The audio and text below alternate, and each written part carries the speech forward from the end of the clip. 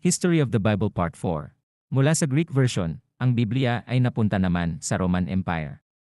Isinalin ito sa atin at iyon ang tinawag na Latin Vulgate Bible. Ang pagsasalin ay ginawa ni Saint Jerome sa utos ni Pope Damasus. Naiproklama ang Vulgate Bible bilang opisyal na Biblia ng Roman Catholic Church sa Council of Trent noong 1545 hanggang 1563.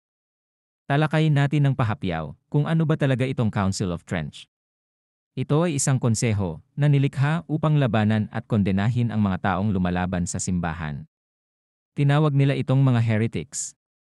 Sa Old Latin Vulgate, matatagpuan ang Epistle to the Laodiceans, Prayer of Manasses, 4 Esdras, Wisdom, Ecclesiasticus, at ang Book 1 and 2 ng Maccabees, Book of Baruch at ang Letter of Jeremias.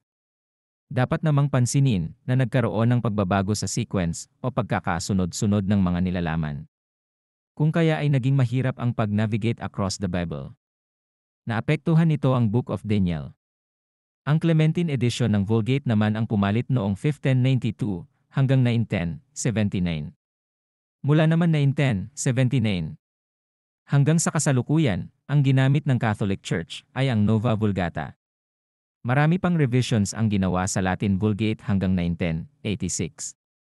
Ngayon ano ang naging resulta? Maraming writings ang ipinasok sa New Testament ng Nova Vulgata na wala naman sa orihinal na pagkakasalin ni Saint Jerome.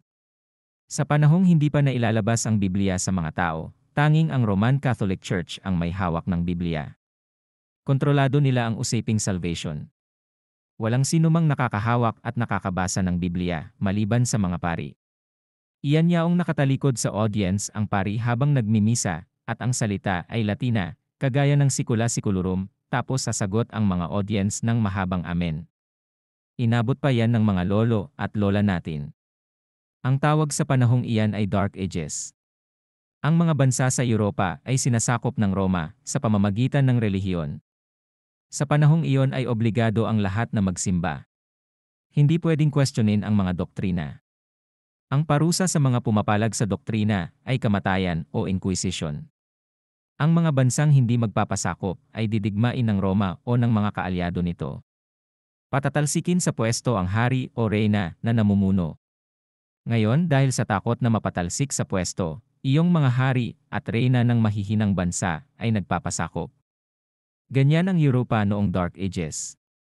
Sa panahon ng Dark Ages, ang Israelites naman ni Jacob ay nagkawatak-watak at naka-exiled. Huwag ninyong kalilimutan na noong 70 AD, sinakop ng Roma ang Jerusalem. Hindi na itayo ng mga Israelita ang kanilang bansa ayon sa Torah.